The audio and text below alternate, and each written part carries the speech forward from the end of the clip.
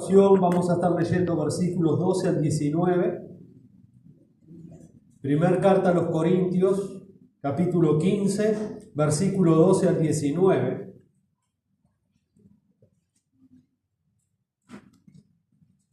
Vamos a tener la lectura de la sección media de este gran capítulo, pero vamos a ver si podemos abarcar todo el contenido de este capítulo que concierne a la enseñanza que el apóstol Pablo está queriendo dejar bien clara a la iglesia acá en Corinto, pero también Dios quiere enseñarnos y dejar bien claro esta doctrina fundamental del cristianismo.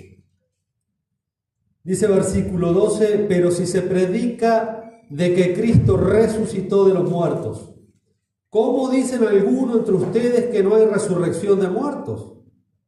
Porque si no hay resurrección de muertos, tampoco Cristo resucitó. Y si Cristo no resucitó, vana es entonces vuestra predicación, vana es también vuestra fe. Y somos hallados falsos testigos de Dios, porque hemos testificado de Dios que Él resucitó a Cristo, el cual no lo resucitó. Si en verdad los muertos no resucitan. Esa era lo que pensaban, lo que afirmaban los corintios. Vaya problema que se habían metido en negar una de las grandes doctrinas del cristianismo. Verso 16. Porque si los muertos no resucitan, tampoco Cristo resucitó. Y si Cristo no resucitó, vuestra fe es vana, es decir, es inútil, no sirve absolutamente para nada. Y aún estáis en vuestros pecados, es decir, aún estaban perdidos. Mire todo lo que va implicando el negar esta doctrina de la resurrección. Versículo 18. Entonces también los que durmieron en Cristo, esto es un eufemismo para referirse a aquellos cristianos que ya habían muerto. Y habían muerto con esa esperanza del día de la resurrección. Pero como ellos decían que no había resurrección, entonces dice Pablo, bueno, ellos se perdieron. Dice, perecieron. Verso 19. Si en esta vida solamente esperamos en Cristo, somos los más dignos de conmiseración o los más dignos de lástimas de todos los hombres por haber creído una mentira. Entonces, según lo que decían los corintios. Bueno, recuerden que el domingo pasado comenzamos con este capítulo 15, donde el punto principal de Pablo para enseñar lo que va a enseñar está basado en ¿qué? En lo que vimos el domingo pasado, en la resurrección del Señor Jesucristo. En la resurrección del Señor Jesucristo. Este es uno de los grandes pasajes escatológicos del Nuevo Testamento. ¿Qué quiere decir escatología? Bueno, es una palabra griega compuesta en dos palabras. Escato quiere decir acontecimientos finales y logos quiere decir el estudio, ¿no? Es decir, que escatología se refiere a los eventos futuros, a los eventos finales. Y la resurrección de los muertos está dentro de los acontecimientos futuros, porque nosotros hemos resucitado espiritualmente. Bienaventurados los que tienen parte en la primera resurrección. Nosotros ya hemos resucitado, hemos pasado de muerte a vida. ¿Cómo estábamos antes de Cristo nosotros? Muertos en nuestros delitos y pecados, pero Él nos dio vida. Es decir, hemos participado de la primera resurrección. Hemos nacido de nuevo, hemos pasado de la muerte a la vida, de las tinieblas a la luz. Hemos resucitado espiritualmente, pero yo sigo con este cuerpo que se va despedazando, que se va deteriorando, que el pecado siga haciendo estragos en este cuerpo. Pero en el futuro vendrá la resurrección corporal de los creyentes, cosa que los corintios estaban negando. Y negar eso es negar también la resurrección de Cristo. Y negar la resurrección de Cristo es negar todo el Evangelio. Es un lío muy engorroso en el cual se habían metido. Por eso se le conoce como uno de los grandes pasajes escatológicos, la resurrección corporal de los creyentes, porque aún eso no ha acontecido. Hemos sido resucitados espiritualmente, pero aún no hemos resucitado físicamente, y eso se va a dar en el día postrero, como Pablo va a enseñar a los corintios. Así que voy a tratar de no ser muy técnico, porque es un pasaje tan profundo, hermano, tan profundo, que me interesa que ustedes entiendan, no que se confundan. Así que voy a tratar de no usar mucho tecnicismo, sino hacerlo lo más claro posible, cosa que no es nada fácil cuando uno está enseñando y predicando. Acá Pablo va a centrar toda su atención en la doctrina de la resurrección corporal de los creyentes.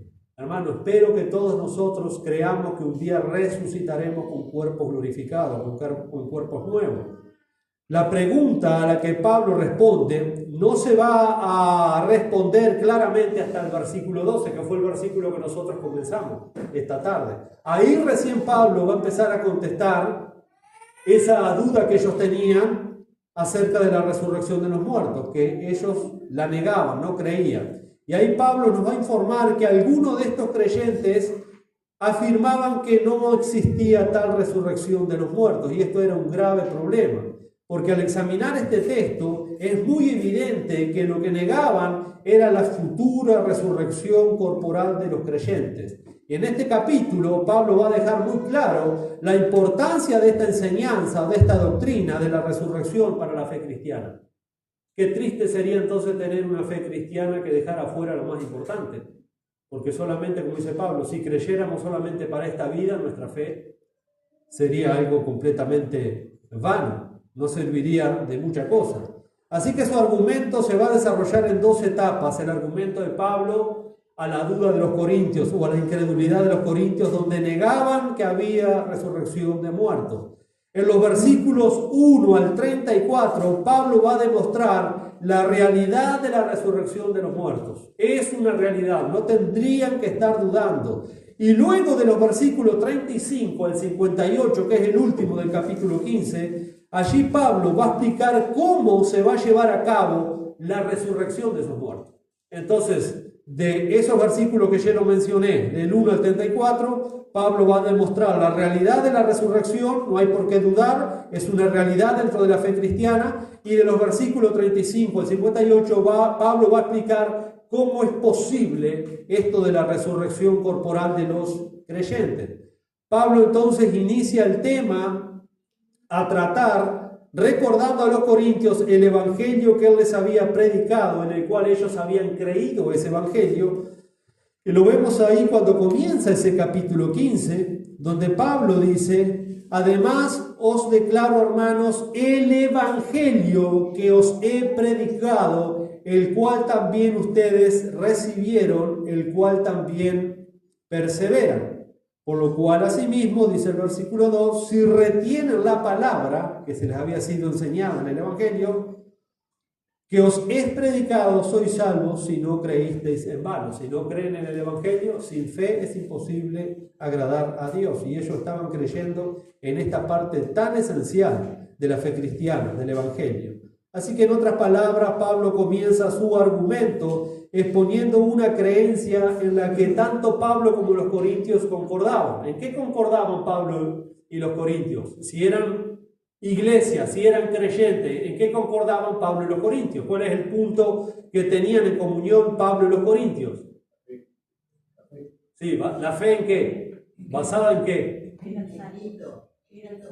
En la resurrección de Cristo. Pablo va a arrancar su enseñanza diciendo que Cristo resucitó de los muertos, como dice la Escritura, que había sido crucificado, pero también dice la Escritura que había sido levantado. Los corintios no negaban esta parte del Evangelio. Ellos creían en la resurrección de Cristo. Pero Pablo les va a querer hacer ver la incongruencia, la contradicción tan grande, como ustedes creen en la resurrección de Cristo, pero no creen en la resurrección de los creyentes en Cristo.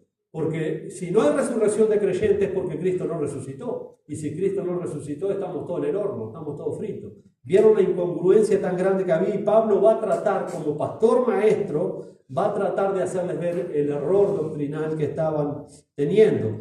Así que, mis hermanos, Pablo comienza su argumento exponiendo una creencia en la que concuerdan, y a partir de ahí pasa a las consecuencias necesarias de esa creencia. ¿Cuál es la consecuencia necesaria de esa creencia?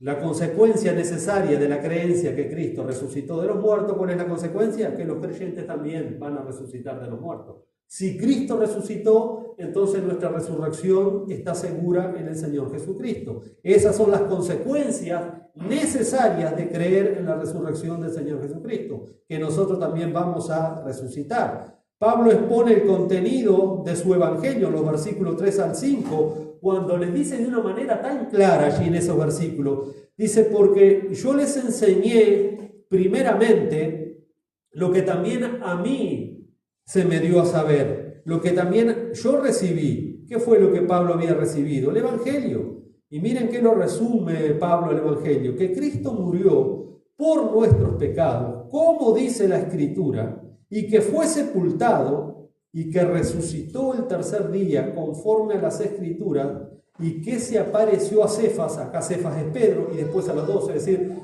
no solamente que Pablo está planteando la seguridad de la resurrección de Cristo, como dicen las Escrituras en el Antiguo Testamento, pero no solo eso, sino que recuerdan que Cristo resucita y estuvo 40 días antes de ascender a los cielos.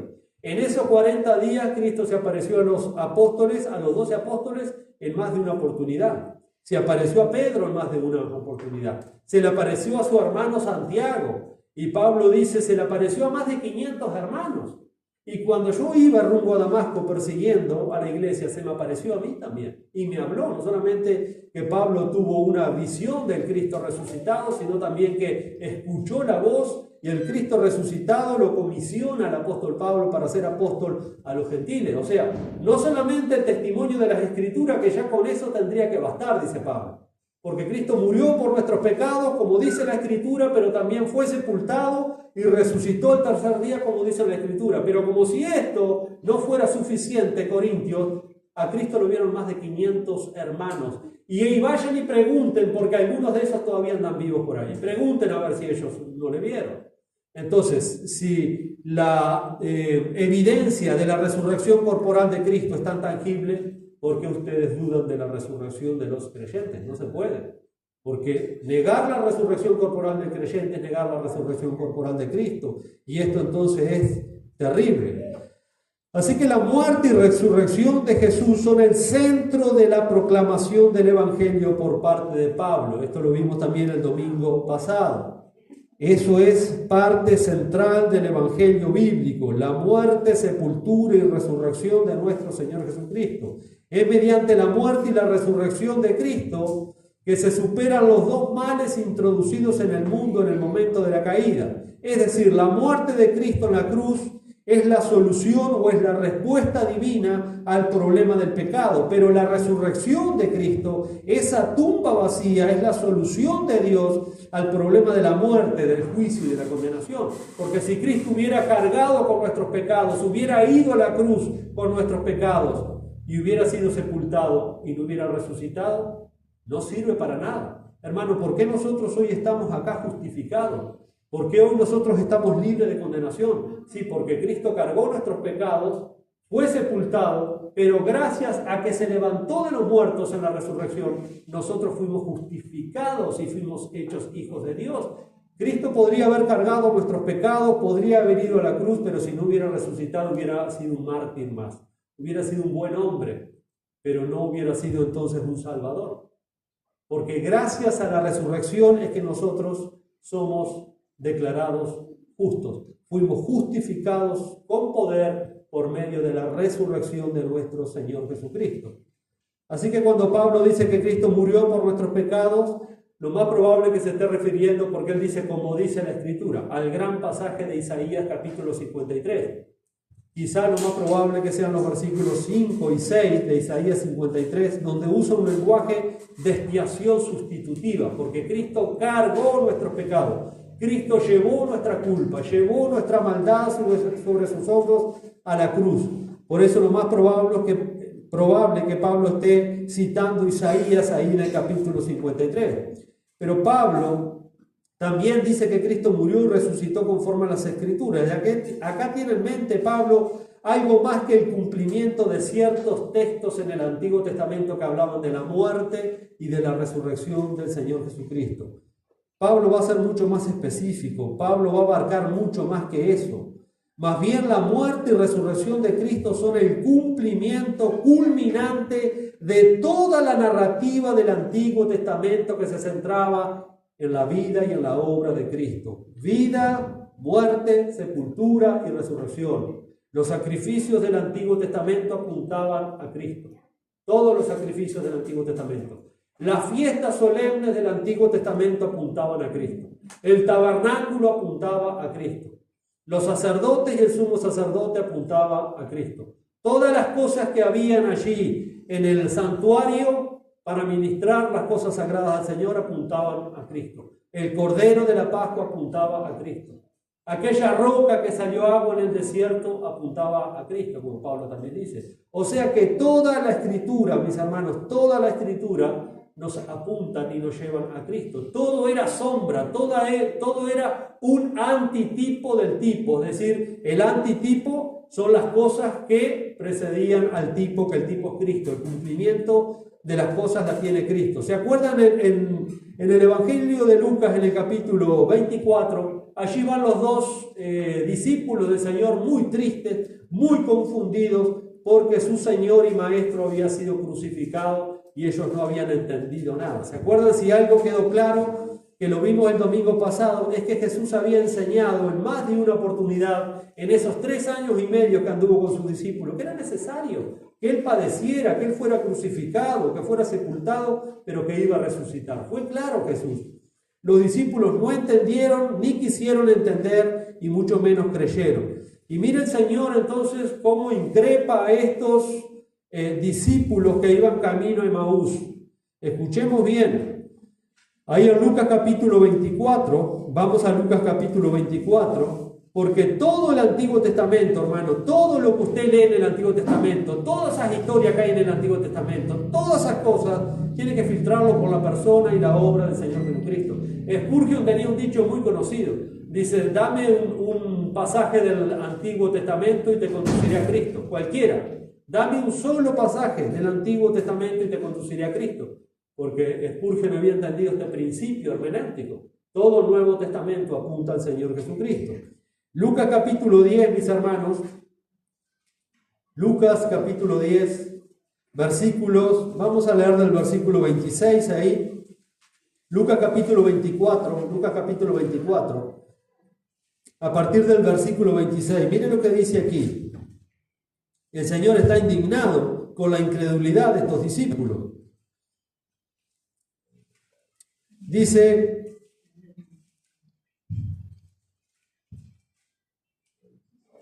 versículo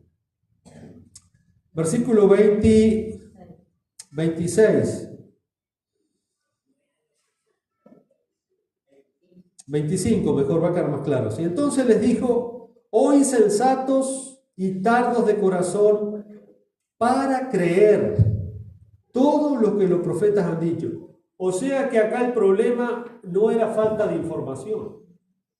El problema acá es un problema del corazón. No era por falta de información que ellos no creían en la resurrección.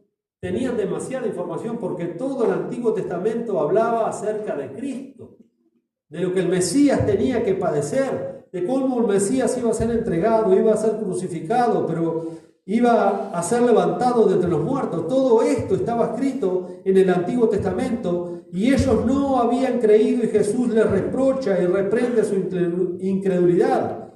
Dice entonces, oh insensatos y tardos de corazón. Y Pablo lo va a decir a los corintios, necios, porque ellos dudaban de la doctrina de la resurrección, tenían una idea completamente pagana y distorsionada. Entonces no es por falta de información, hermano. Es un problema de corazón que muchas veces no creemos.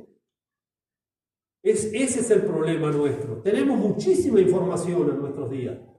Entonces, si no creemos, no es por un problema de información. Ellos tenían toda la Escritura. Es un problema de incredulidad. Dice, y tardos de corazón para creer lo que los profetas han dicho. Y luego va a hacer una pregunta retórica en el versículo 26. ¿No era necesario que el Cristo padeciera estas cosas y entrara en su gloria? Y luego, ¿qué hace el Señor? ¿Qué hizo el Señor? Abrió las Escrituras, hermano. Abrió el testimonio, está en las Escrituras.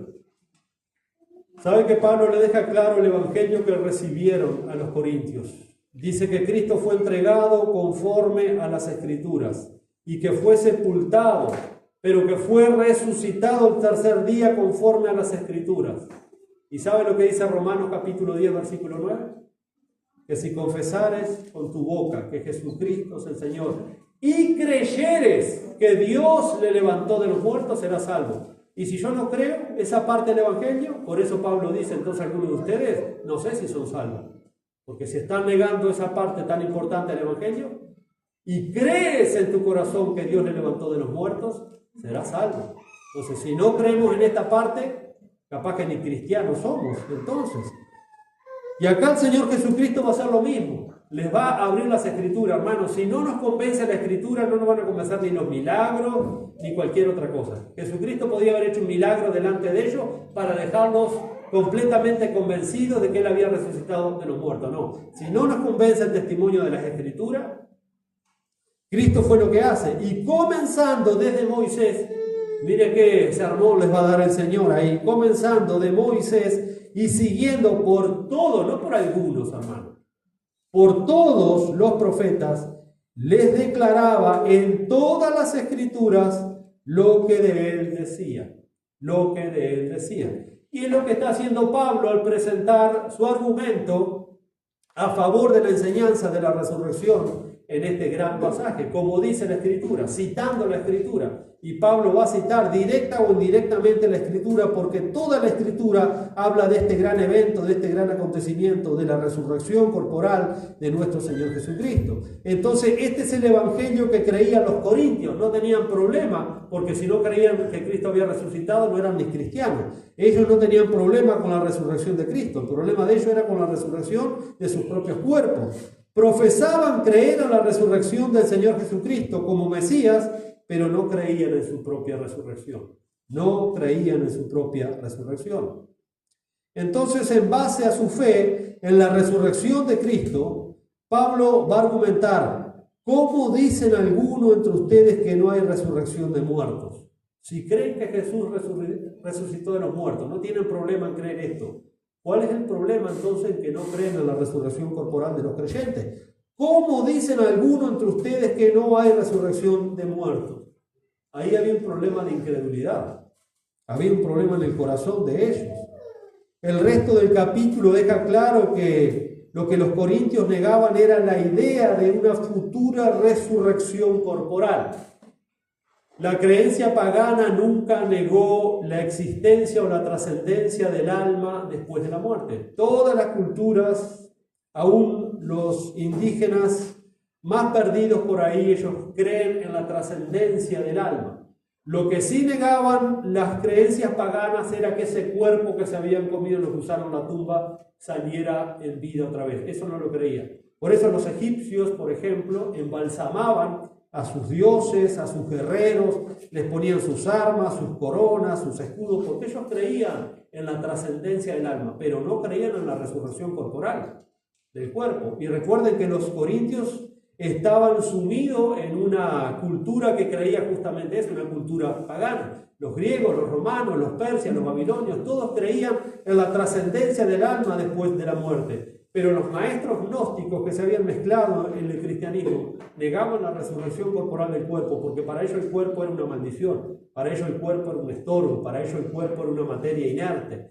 Y se ve que los corintios entonces habían hecho caso de la enseñanza que su cultura tenía. Era imposible que ese cuerpo que se había metido en una tumba, que lo habían comido los gusanos, uno lo habían sepultado sin la cabeza porque le habían cortado la cabeza, otro lo habían desmembrado los leones, y ellos estaban preguntándose humanamente, pero ¿cómo va a salir ese cuerpo si le hemos enterrado sin un brazo, sin una pierna? ¿Cómo va a resucitar? Por eso Pablo va a decir, y algunos se preguntarán, ¿cómo resucitarán esos muertos? Claro, para la mente humana esto es un misterio. Para la mente humana es difícil pensar en esto, pero para Dios no hay nada imposible. Entonces, ellos tenían una distorsión de lo que era la resurrección, tenían una idea paganizada, no creían en la resurrección corporal del cuerpo, de la materia.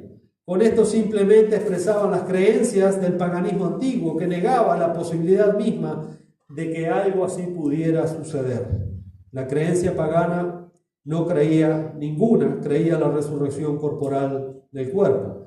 Y en los versículos 12 al 19, Pablo explica las consecuencias de esa negación, de no creer en la resurrección corporal.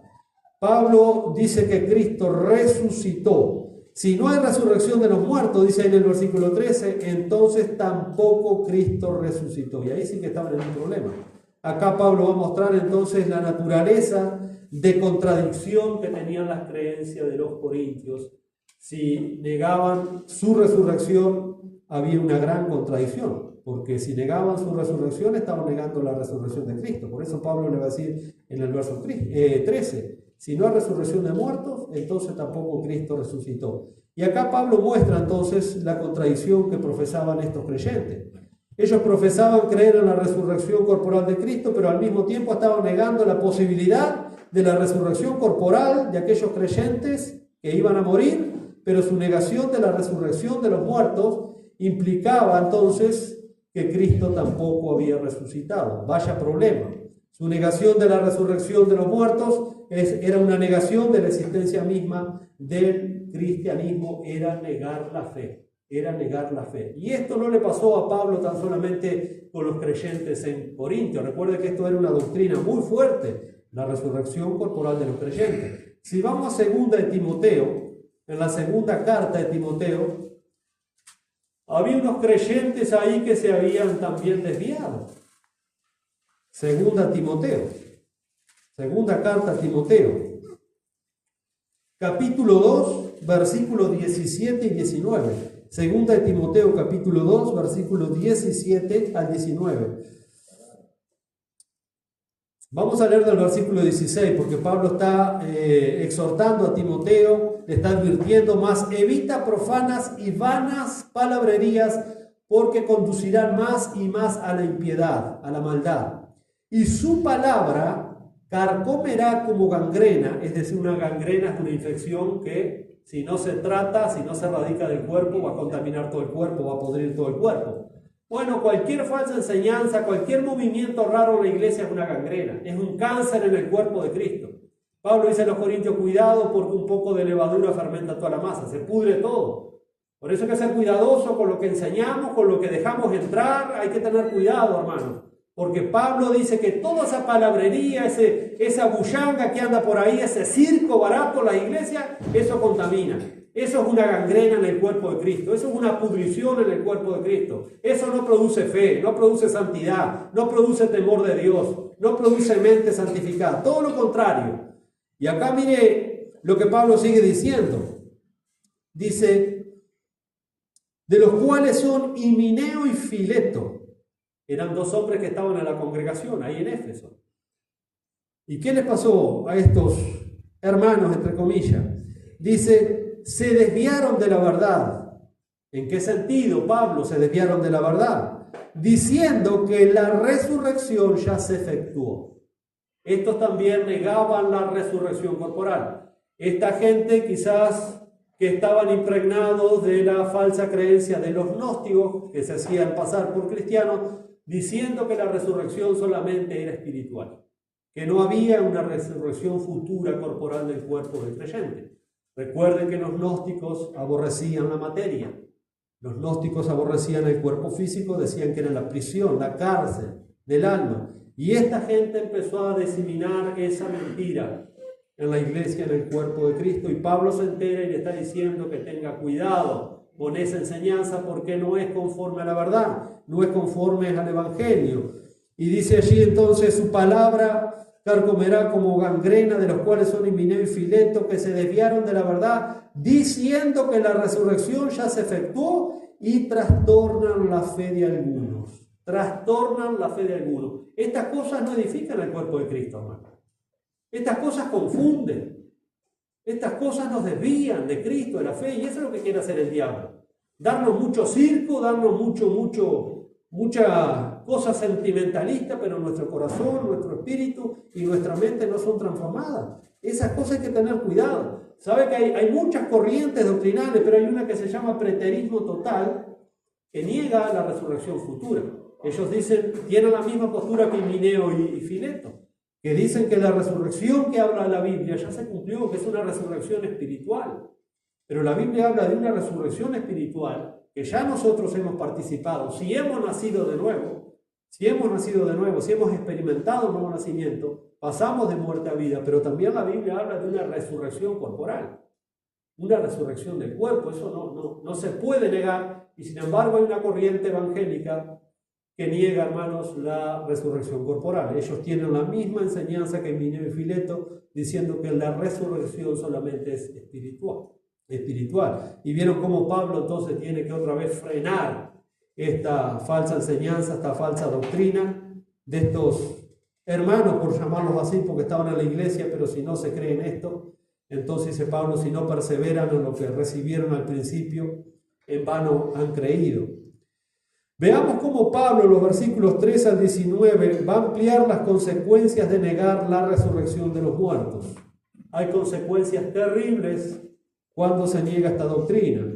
Si no hay resurrección de los muertos, entonces Cristo no resucitó. Estamos adorando a un Cristo muerto. Estamos cantando a un Cristo que no escucha nuestras alabanzas. Estamos alabando a un Cristo que está sordo en una tumba todavía. Estamos orando a un Cristo muerto. Y esto es gravísimo. Si Cristo no resucitó, la predicación, dice Pablo, es vana. ¿Para qué vamos a seguir predicando? ¿Qué vamos a estar perdiendo el tiempo? Si Cristo no resucitó, ¿qué vamos a estar hablando? Y la fe de los corintios no servía para nada. Para nada, si Cristo no resucitó. Verso 14. Si no hay resurrección de los muertos, los cristianos dan un falso testimonio contra Dios al afirmar la resurrección. El otro día fuimos a despedir a Mindre, la hermana de nuestras hermanas Leti y María, y uno hablando allí a voz en cuello de la resurrección. Sería un chanta yo, un mentiroso, me tendrían que haber ejecutado si esto, porque dice acá, si no hay resurrección de los muertos, entonces estamos dando un testimonio contrario a Dios. Sería horrible, hermanos, sería horrible eso. Si no hay resurrección de muertos, entonces estamos haciendo mentiroso a Dios al afirmar que Dios resucitó a Cristo de los muertos, versículo 15. Si Cristo no ha resucitado, los corintios entonces estaban perdidos, estaban aún condenados, estaban completamente sin esperanza. Pablo va a continuar en los versículos 16 al 17,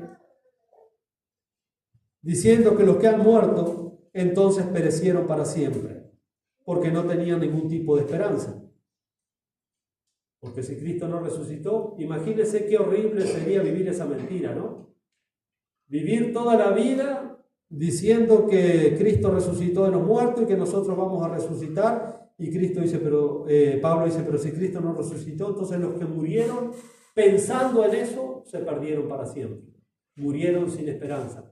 Por eso él va a marcar el punto en el versículo 20. Pero la cosa es diferente. Más ahora Cristo resucitado de los muertos, primicia de los que durmieron fue hecho. Gracias a Dios por eso. Gracias a Dios. Él está diciendo, piensen, Corintios, lo que están creyendo. Es un disparate decir que los muertos no resucitan. Es decir que Cristo no resucitó. Estamos haciendo a Dios mentiroso. Nuestra predicación es vana. Ustedes aún siguen muertos en sus delitos y pecados. Y los que murieron pensando eso se perdieron para siempre. Entonces, si no hay resurrección, mire qué tragedia tan grande. Entonces, si no hay resurrección de los muertos, los cristianos son las personas más dignas de lástima de todo el mundo. Mire que es una mentira toda la vida. Somos los más dignos de conmiseración, los más dignos de lástima. Verso 19. En resumen, lo que Pablo les dice a los corintios es que si su negación de la resurrección de los muertos es cierta, entonces el cristianismo es una mentira global. El cristianismo es un disparate, el cristianismo es una farsa, si realmente Cristo no hubiera resucitado. Pero ahora Pablo va a cambiar drásticamente el rumbo de su enseñanza de los versículos 20 al 28 al regresar al punto de acuerdo con los corintios, que era la resurrección de Cristo, porque él va a decir en el verso 20, pero ahora Cristo ha resucitado. Es un hecho histórico, es un hecho real, verdadero.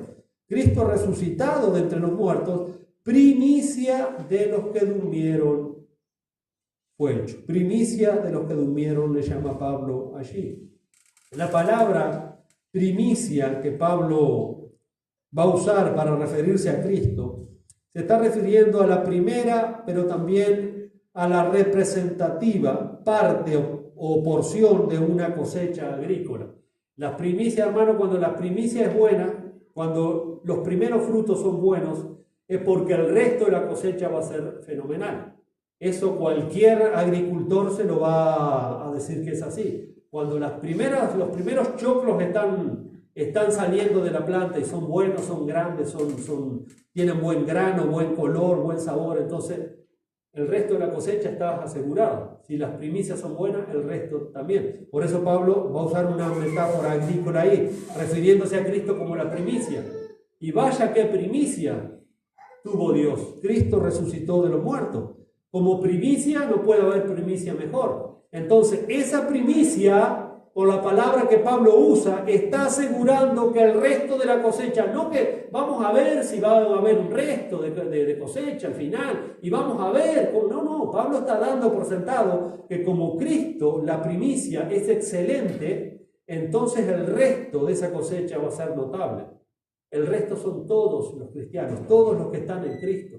Y eso es lo que asegura esa cosecha final extraordinaria, que Cristo ha resucitado de entre los muertos. La fiesta de las primicias, hermanos, está en el Antiguo Testamento. La fiesta de las primicias era una de las 7 festividades que Dios había ordenado para Israel. La fiesta de las primicias está en Levítico capítulo 23 y formaba parte de la fiesta de las primicias de la Pascua. ¿Cuándo fue crucificado el Señor Jesucristo? ¿Cuándo murió como el Cordero de Dios? ¿Y cuándo resucitó? El tercer día. La fiesta de las primicias formaba parte de la Pascua. Cristo fue crucificado como el Cordero de Dios y fue resucitado como el primer fruto y dado al Señor. Y ese primer fruto garantiza una cosecha extraordinaria. Eso es lo que Pablo les está enseñando ahí. Es imposible entonces un fruto solo y que no haya más cosecha, no. Por la palabra, esa primicia que Pablo usa ahí. Es tremendo, hermanos, lo que Pablo les está enseñando a estos hermanos. Así que la palabra primicia se refiere a la primera y representativa parte o porción de una gran cosecha. Implica más fruto por venir y una relación entre las primicias y la cosecha restante. Es decir, la designación de Jesús resucitado como las primicias de los que durmieron, en el versículo 20, significa que Jesús ha resucitado como el primero y el representante de los que van a resucitar después. En otras palabras, la resurrección de Cristo y la futura resurrección corporal del pueblo de Cristo forman parte de una unidad que no se puede dividir, no se puede. No se puede decir que resucitó Cristo y que no sabemos nosotros, vamos a ver, no se puede. Eso forma parte de una unidad indivisible. Eso es lo que nos da a nosotros la esperanza y la garantía. Por eso, hermanos, decir que Cristo no ha resucitado o dudar de la resurrección de Cristo no tiene ningún sentido. No tiene ningún sentido porque estaríamos completamente perdidos, estaríamos perdiendo el tiempo, no tendríamos ningún tipo de esperanza, no tendría sentido que estuviéramos aquí. Por eso Pablo dice, pero ahora Cristo ha resucitado de los muertos. Y Pablo va a continuar diciendo, porque así como la muerte entró por un hombre, también por un hombre vino la resurrección de los muertos. Porque así como en Adán todos mueren, también en Cristo todos serán vivificados. Sabemos que Adán era el representante como cabeza federal de la raza humana. A todos nos representaba Adán. Como seres humanos, todos estábamos a los lomos de Adán. Por eso la muerte entró a través de Adán y la muerte se transmitió a toda la descendencia de Adán. Pero mire lo que va a decir el apóstol Pablo allí. Dice, porque así como en Adán todos mueren, también en Cristo todos serán vivificados. Hay que tener cuidado con esta palabra porque los universalistas, que cada vez son más dentro de las filas evangélicas, ellos leen este texto y se vieron, la Biblia acá dice que así como todos murieron en Adán, la Biblia dice que todos van a resucitar en Cristo. Pero hermanos, simplemente hay que saber leer la Biblia. Los que están en Cristo, los que están representados por Cristo, ¿quiénes son? Los creyentes. Es por la fe. Usted forma parte de esa resurrección si ha creído en Cristo. Si usted no cree en Cristo, Cristo no lo representa. Por eso dice ahí, en Cristo todos serán vivificados, los que están en Cristo. Así que Pablo establece que, así como la muerte entró en el mundo por Adán, resultando en la muerte de todas las personas representadas por él, por Adán, así también la resurrección entró en el mundo a través de Jesucristo, resultando la resurrección de todas las personas representadas por Cristo. Para estar representado por Cristo yo tengo que creer en Cristo. Es mediante la fe. No es que Cristo va a resucitar a todos, no. Va a representar a los que están unidos a Cristo mediante la fe, a su pueblo, aquellos que fueron comprados y lavados en la sangre del Cordero. Esos son entonces los que van a resucitar en gloria, todos los que están representados por Cristo, es decir, mediante la fe, aquellos que han creído realmente en Jesucristo.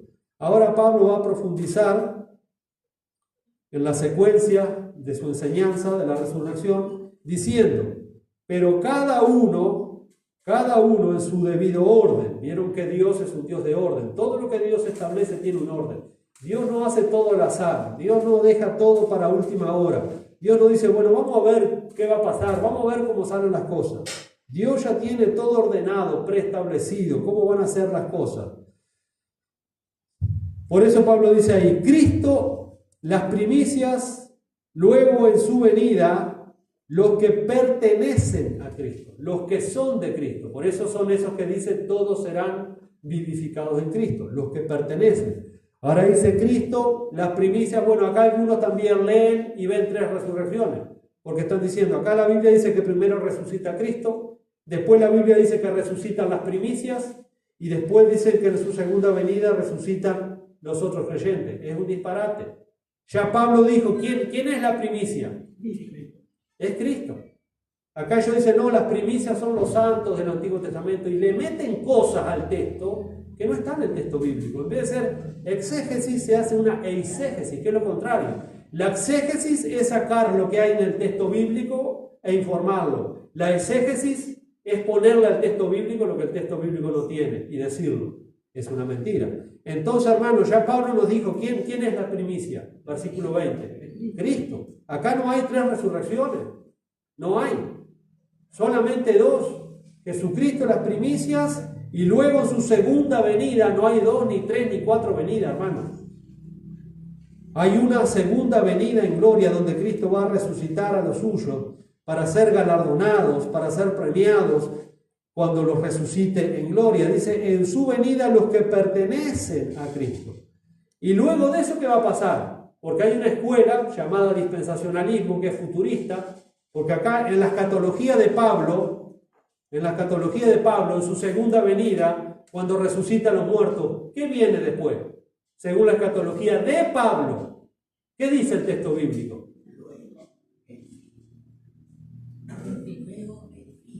Luego el fin. Luego el fin. En la escatología de Pablo, la segunda venida es el fin. Muchos ven otra historia después atrás. Lo que pasa es que yo le llamo el Frankenstein escatológico. Hay maestros que han armado un Frankenstein escatológico. Han sacado de Daniel, han sacado de Ezequiel, han sacado de Apocalipsis, han sacado de Tesalonicenses, han sacado de estos pasajes y van uniendo y van forzando. Y han hecho otra cosa. Y lo hemos empezado a repetir y se ha repetido por años en la iglesia. Y cuando quiere acordar, hay unos que ven 7 resurrecciones, 4 venidas de Cristo. Hermano, hay que bajar la pelota al piso, como decimos, y dejar que la Escritura sea la que hable.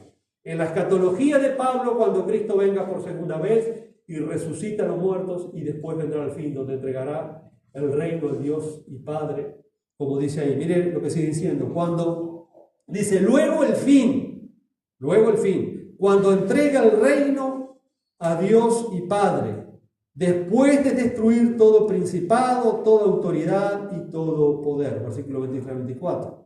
Así que Pablo describe la resurrección de Cristo como la inauguración de la resurrección escatológica. Es una sola cosecha. La resurrección de Jesús es la primera etapa de la resurrección escatológica futura. Y la resurrección de los cristianos es la segunda. La resurrección de los creyentes ocurre en su venida. Lo que significa que es un evento entonces que aún no se ha dado. Es un evento que se dará en la segunda venida del Señor Jesucristo. Y Pablo concluye esta sección citando el Salmo 110.1, no inventando nada, sino citando el Salmo 110.1, donde él dice, porque es necesario que Él reine, hablando de Cristo, hasta que haya puesto a todos sus enemigos debajo de sus pies. Y el último enemigo, el ser destruido, es la muerte. Versículo 25-26. Y luego Pablo va a citar el Salmo 8, versículo 6, al imaginar la sujeción de todas las cosas a Dios, versículos 27 y 28. La plena manifestación del reino de Dios es el objetivo final de Cristo. Por medio de Cristo, Dios derrota a todos sus enemigos para que su reino se establezca sobre todos. La importancia escatológica de la resurrección no podría quedar más clara en esta sección de la epístola del apóstol Pablo. El reino de Dios ya fue inaugurado en la primera venida de Cristo. El reino de Dios está entre ustedes. El reino de Dios ha venido de una forma espiritual. El reino de Dios ha venido a los corazones de los creyentes. Pero aún nosotros vemos otra realidad, porque el reino de Dios será establecido total y finalmente, una cosa que fue inaugurado, pero será consumado en la segunda venida del Señor Jesucristo, cuando haya resurrección de los muertos. Nosotros resucitaremos para estar en gloria con Él, para ser galardonados, y el resto entonces desfilará delante de ese trono de juicio para ser lanzados al lago de azufre y de fuego. Pero después, dice el apóstol Pablo, que viene el fin, donde el Señor mismo dejará el reino a los pies al Dios y Padre. Todas las cosas le serán suprimidas a Dios, y Dios aplastará a sus enemigos. Bueno, tendríamos muchísimas cosas más para ir diciendo, pero vamos a dejarla para el domingo que viene porque pienso que hoy los bombardeé demasiado. Hay mucha información, hay mucha cosa. Y es una enseñanza, yo sé, hermanos, que no es fácil. No es fácil cuando uno empieza a profundizar en la enseñanza de la Biblia, mire que no es fácil. Pero no podemos seguir hablando de David y Goliat toda la vida. No podemos seguir hablando del ciego Bartimeo toda la vida. No podemos seguir con esas historietas bíblicas. Tenemos que crecer, profundizar en las enseñanzas de la Escritura, pidiendo la sabiduría al Señor, que sea el Señor guiándonos y abriéndonos las Escrituras como el Señor lo hizo con los discípulos que iban camino a Emaús. Que esa sea nuestra experiencia, queridos hermanos. Padre, te damos gracias en esta tarde por esta preciosa enseñanza